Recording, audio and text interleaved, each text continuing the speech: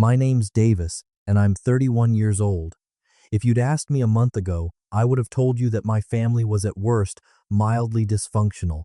You know, the usual passive-aggressive comments at Thanksgiving, my mom playing favorites with my younger sister Mia, and my dad being blissfully unaware of literally everything. Annoying, sure. Unbearable, not really. But then Mia's wedding happened, and I realized something. My family doesn't just have favorites, they have a main character. And spoiler alert, it's not Mia.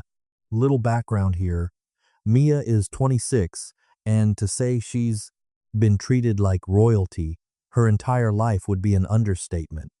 I mean, this is the girl who threw a tantrum at 17 because my parents got me a used car, and she wanted a brand new one when she turned 17 too. And guess what? She got it. She's the golden child, the princess, the one who can do no wrong, even when she's very, very wrong. Me, I was the older sibling who had to set a good example, which was basically for do everything right, but get none of the praise. If I got a B on a test, my mom would shake her head and say, "Davis, you're capable of more." Meanwhile, if Mia passed with a C dash, it was time to break out the balloons and cake. Anyway, I knew going into Mia's wedding that I wasn't going to be the star of the show. Obviously, it was her wedding, and I was happy to just be a supportive sibling, smile for the pictures, and get through the day without any unnecessary drama. But what I didn't expect, what I couldn't have expected, was how far they would go to make sure I knew exactly where I stood in this family. The warning signs were there early on. First, I found out that I wasn't in the wedding party. Fine, whatever not. Everyone includes their siblings as bridesmaids or groomsmen. Then I found out that Mia's childhood best friend, her coworker, and her fiancé's cousin's girlfriend were in the wedding party. All right, that stung a little, but hey, maybe she just wanted to keep things fresh. Then came the seating chart. Now, I didn't expect to be at the head table, obviously. That's for the couple in their wedding party, but I figured I'd at least be seated with our family. You know, the people I've shared DNA and holidays with my entire life. Nope. When I arrived at the venue and picked up my place card, I noticed something weird. My name wasn't with my parents, my aunts, or my cousins. No, my card wasn't even on the seating chart at all. I had to ask someone where I was supposed to sit. A wedding planner checked the list and then gave me the tightest, most awkward smile I've ever seen. "Oh, Davis, I'm right here," she pointed. I looked, and that's when I saw it. My seat was not in the grand ballroom, where the chandeliers sparkled and the elegantly decorated tables filled the space. It was outside the ballroom, as in the hallway near the coat rack. At first, I actually laughed. I thought there had to be some mistake, like, oh, maybe they ran out of chairs and needed to move some things around.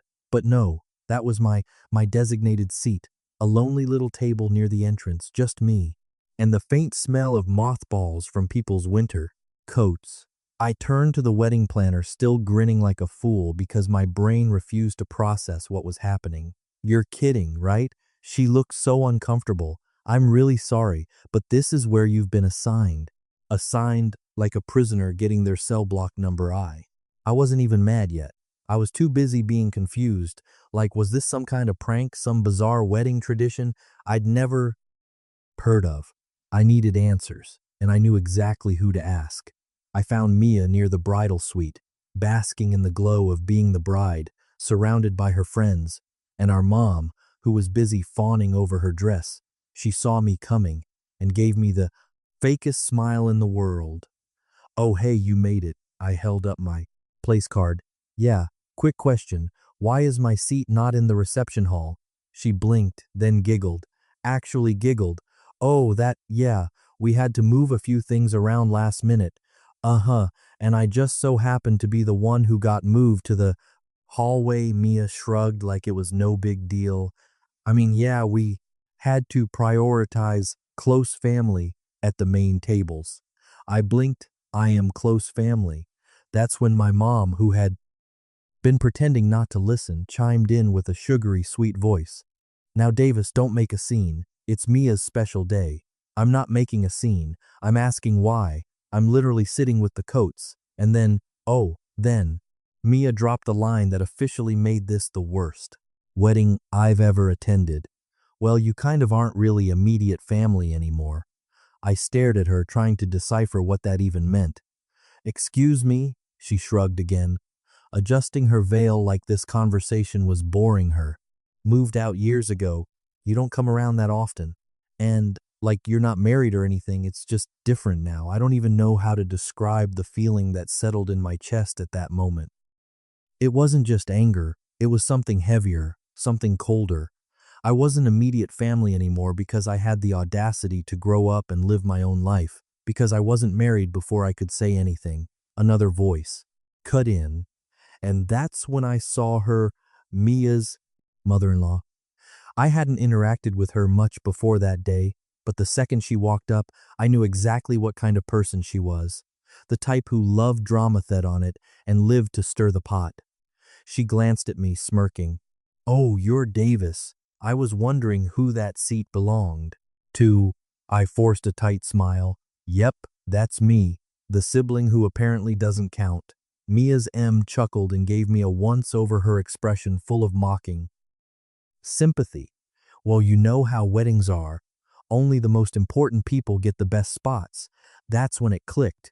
This wasn't just Mia's doing. Her new mother-in-law was enjoying this, and suddenly everything made sense. This wasn't some seating mistake. This wasn't bad planning. This wasn't intentional. And the moment I realized that something inside me shifted, I wasn't going to sit through this wedding quietly, and I definitely wasn't going to leave without making a statement.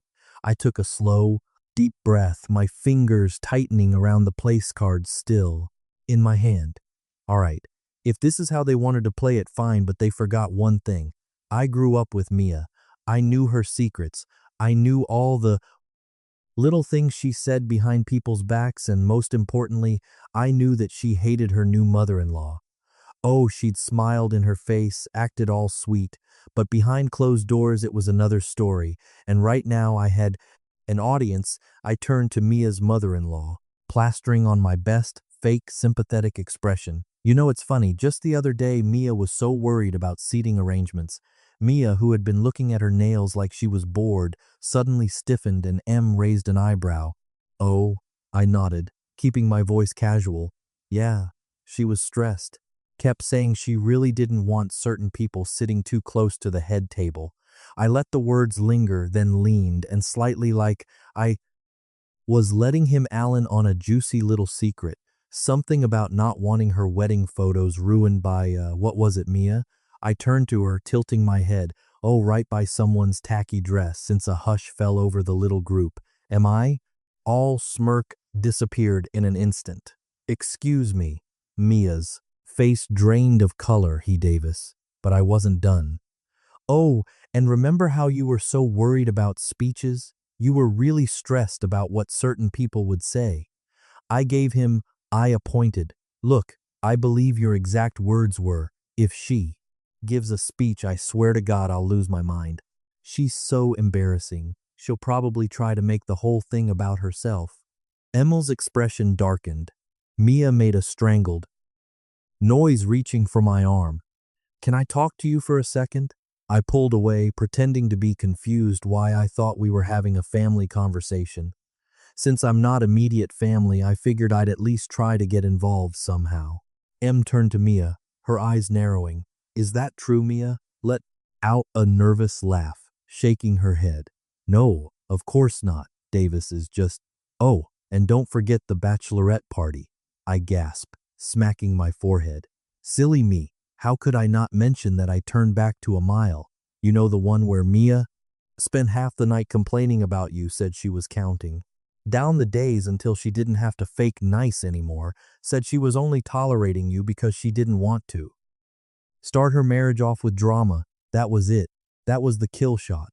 M's mouth fell open. My mother, who had been standing awkwardly to the side, looked horrified. My dad, who had been completely clueless up until now, actually took a step back, like he wanted to pretend he wasn't part of this. Mia's friends, the bridesmaids, started whispering amongst themselves, sending each other wide-eyed glances. Mia, meanwhile, looked looked like she was about to burst into flames. Her lips were moving but no sound was coming out. And then Emil turned on her. "You ungrateful little brat," I had to bite my tongue to keep from smiling because, oh, this was about to get good. "You think you can just use me?" His voice was sharp. "Angry. After everything I've done for you, the money I put into this wedding, the favors I pulled." She gestured wildly toward the ballroom, her perfectly manicured nails flashing under the chandelier lights. "And this whole time, you've been running your mouth behind my back," Mia stammered. "I didn't." M turned to my parents. "You knew about this. You raised her to be this kind of snake." My mother looked like she was going to faint. "Of course not. Mia would never." "Oh, don't even try." I cut in, shaking my head. "You absolutely knew. You just didn't care." I let out a fake sigh. "I mean, you did raise her to think she's the most important person in the world. Kinda makes sense. She'd start treating everyone else like garbage." "Huh?" Mom's face twisted with anger. "Davis, stop it." "Why?" I asked, crossing my arms because I'm causing a scene. "Huh? Funny how that only matters when I'm the one speaking up. Didn't seem to be a problem when Mia literally shoved me out of the reception by now. People were definitely staring. The whispers had grown louder. Guests were turning their heads, murmuring amongst themselves. Even the groom, who had been missing this whole time, finally wandered over, his brows furrowed. What's going on?" And Mile rounded on him. "Next, what's going on is that your wife is a backstabbing little brat who's been insulting my family this whole time." The groom blinked. "Wait, what?" EML jabbed a finger toward Mia, who looked like she wanted the ground to swallow her whole. "She's been running her mouth about me for months, complaining about my dress, my speech, my presence, saying she's only putting up with me until she doesn't have to anymore." The groom turned to Mia slowly. "Did you actually say that?" Mia shook her head furiously. "No, I mean, well, not like that." And M scoffed. "Oh, not like that. Oh, please." And here I was, thinking you actually cared about this family, and just like that, it was officially a war zone, and Mai and Mia were snapping at each other. My mom was trying to calm everyone down, which wasn't working. My dad looked miserable, like he wanted to walk into the ocean. The groom was still just standing there, looking like someone had just hit him in the face with a frying pan. Meanwhile, I just stood there watching the destruction unfold, sipping my champagne like I was at a Broadway play. And I'll be honest, it was beautiful, but the best part, the absolute cherry on top, I wasn't done yet. Mia's voice was climbing in pitch, her hand shaking as she turned to her new husband. "You believe her over me," she shrieked, gesturing wildly in my direction. Her husband, to his credit, was still trying to process everything. His jaw was clenched, his expression shifting between disbelief and embarrassment as guests openly stared at them. I don't even know what to say, Mia," he muttered, rubbing his forehead. "I mean, did you say that stuff?" Mia scoffed. "I know it was taken out of context." I raised an eyebrow. "Out of context? Oh, right. That classic excuse I put on my best mocking voice. Oh no, I was just effing." I made air quotes. "Oh no, I didn't mean it that way." My voice flattened. "Give it up, Mia. You got caught, and letun be. Honest, if I didn't say anything, you still wouldn't have cared." M, whose fury was only growing, turned to my parents. "And you're just okay with this?" Mom's mouth opened and closed like a fish. She looked desperate to say something that would salvage the situation. We don't condone." "Oh, cut it," I said, waving a hand. "You absolutely knew she felt this way, and you still let her pretend to be the perfect daughter-in-law." I clicked my tongue. "Guess it's all about keeping up appearances." "Huh?" Mia screamed. "You're ruining my wedding, Davis." I looked around dramatically. "Oh, I'm ruining it. Sorry, didn't realize I was the one treating family members like dirt and trash." Talking the mother of the groom. I turned back to the guests, many of whom were staring with wide eyes. "What do you guys think? Who's really to blame here?" A few people averted their eyes, not wanting to get involved, but one of the bridesmaids, Mia's own bridesmaid, whispered something to the woman next to her and that woman. She let out a laugh that only made Mia angrier. You think this is funny, she hissed, whipping toward them. The bridesmaid's lips twitched. I mean, kind of, oh, this was getting good. Mia's hands curled into fists, but before she could explode again, I decided to wrap things up because, frankly, I was bored. I let out a dramatic sigh, shaking my head. Well, this has been lovely, really, just a fantastic experience, but I think it's time for me to go, Mia scoffed, throwing up her hands. Fine, go, I grinned. Oh, don't worry, I will. Then I turned toward the gift table, scanning the pile of expensive-looking presents stacked near the front. And there it was, my gift, the one I had spent weeks picking out, the one that had taken actual effort, thought, and more importantly, money. Mia followed my gaze and her eyes went huge. Davis, no, I strolled over. Humming to myself as I plucked the gift from the table, Mia's jaw dropped. Are you seriously taking it back? I gave her a deadpan. Look, why would I leave it? Apparently I'm not real family, right? I let out a fake gasp. Oh my God, what if I accidentally contaminated it with my servant germs? I clutched my chest dramatically. Wouldn't want to taint your precious married life. Mia's face turned a dangerous shade of red. You're such a child. I shrugged, clutching the box under one arm. Maybe, but at least I'm not a fake lying two-faced Brad who pretends to be sweet while talking bad about people behind their backs. I turned toward Emil, whose fury still hadn't subsided. Hey Mel, good luck with this one, I give it. A year, Emil actually laughed. Mia screeched. I turned on my heel and made my way toward the exit, the tension behind me so thick you could cut it with a knife.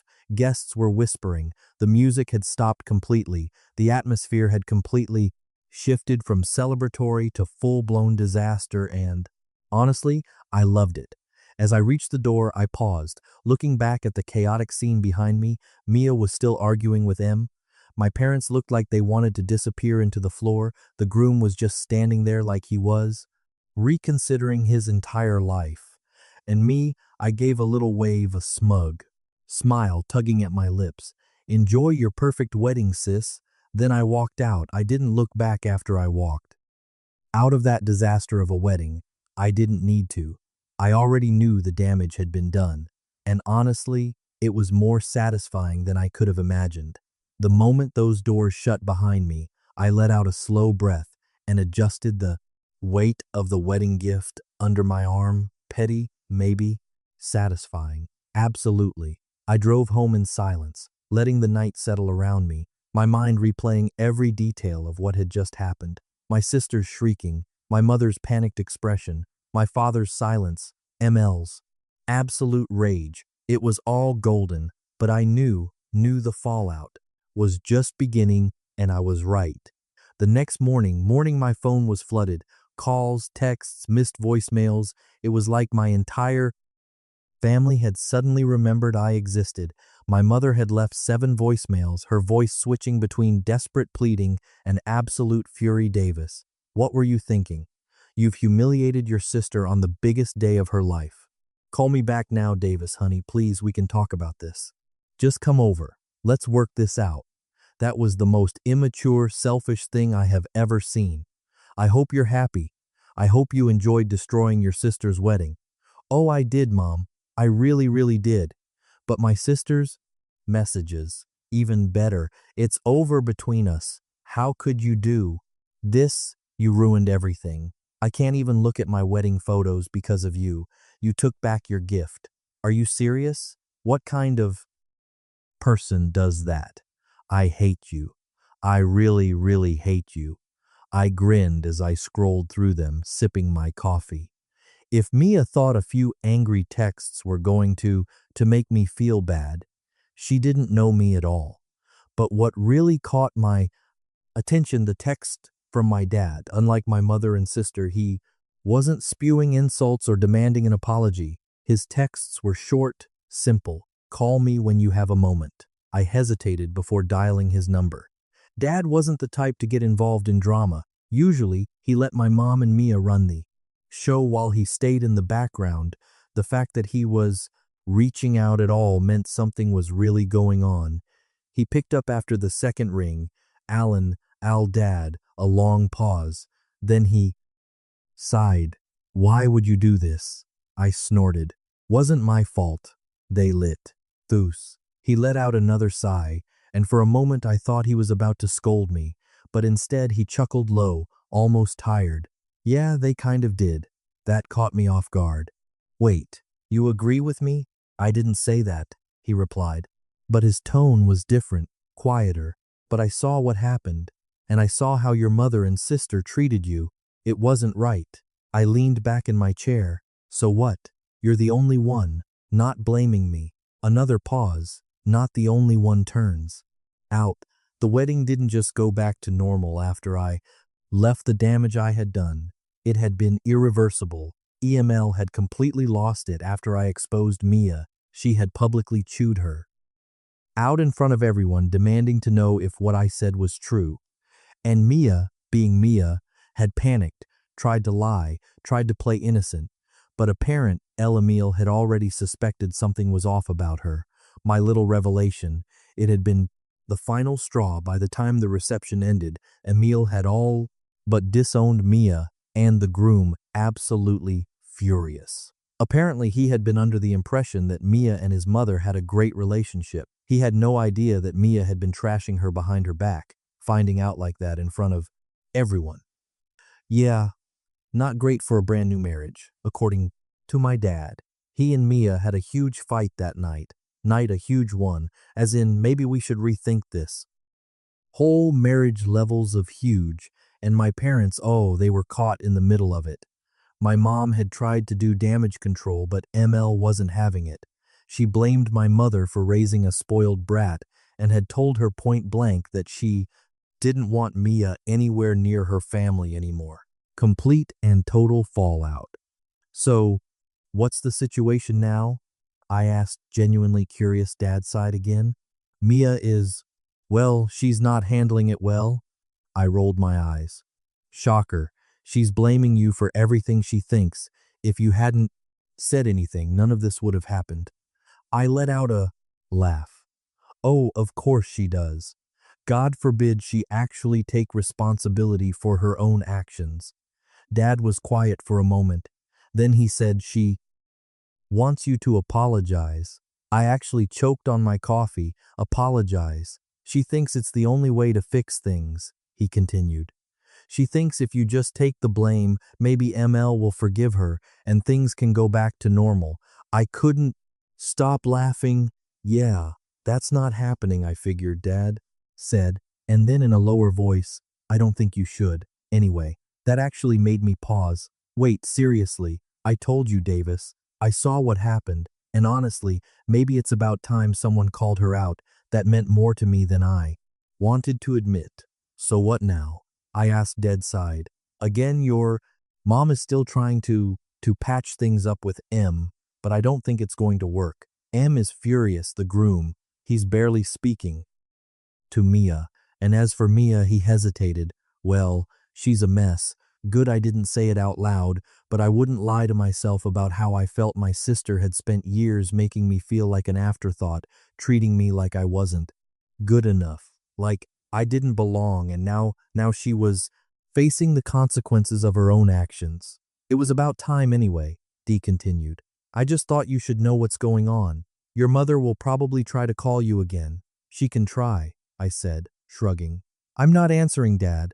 Let out a short laugh. Can't say, I blame you, and that it's been a few weeks since the wedding, and honestly I haven't spoken to my sister since she still refuses to take responsibility, still blames me for everything, and still expects me to fix it all, but I won't. I don't regret what I did. If anything, I'm proud of it. As for the marriage, well, let's just say that I wouldn't be surprised if it doesn't last. So what do you guys think? Was I too petty? Should I have just played along, or did my sister get exactly what she deserved? Let me know. I could use a good laugh.